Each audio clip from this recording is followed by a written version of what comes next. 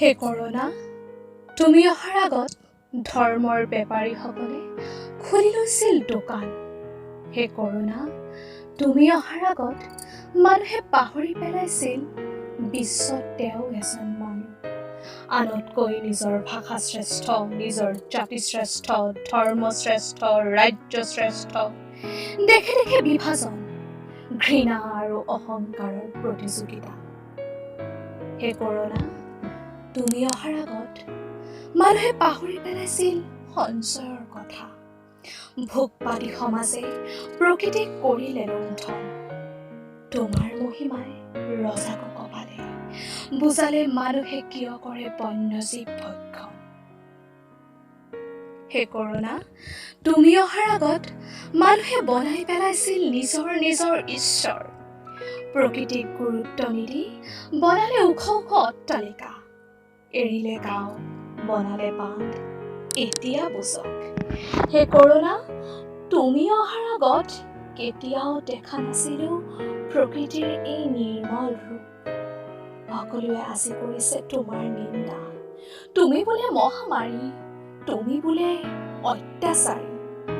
কিন্তু মই জানো, তোমাৰ বাবে আজি বন্ধ হ'ল বহু নাৰী নিৰ্যাতন।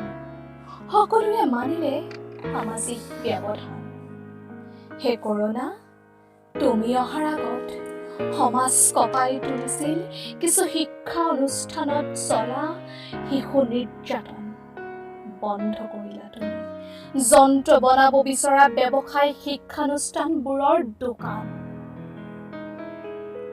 কৰোণা, তোমাৰ পক্ষত থিয় দি অপ্ৰিয় সত্য কোৱাৰ বাবে আজি ময়ো হলো সমাজৰ ভাইৰাছ।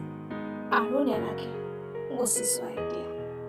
আৰু বেছিদিন থাকিলে তুমিও যে হৈ পৰিবা এক কলংকিত অধ্যায়। এতিয়া তুমি হৈ পৰিবা দৰৱ ব্যৱসায়ীৰ লাভৰ ভেকচিন। মন্দিৰ, মছজিদ, গীৰ্জা বন্ধ কৰি দেখুৱালা তুমি তোমাৰ ক্ষমতা।